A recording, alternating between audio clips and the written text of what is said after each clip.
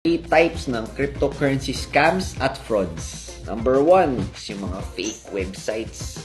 Ito yung mga bogus na mga sites na nag-feature ng mga fake na mga testimonials and nagagaranti ng malalaking mga returns. Number 2, virtual Ponzi schemes. Gumagawa sila ng illusion ng big returns sa pamamagitan ng pagbibigay ng pera from the new investors to the old investors. And after nun, pag nakakota na sila, nakalikom na sila ng, for example, $100 million, tatakbo na sila and sasarado na nila yung website.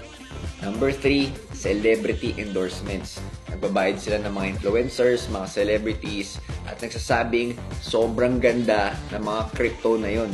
At yung iba, nagpa-promise din ng high returns. Ikaw ba? Na-scam ka na ba? Comment mo nga yung experience mo para hindi na makabiktima ng iba pang tao.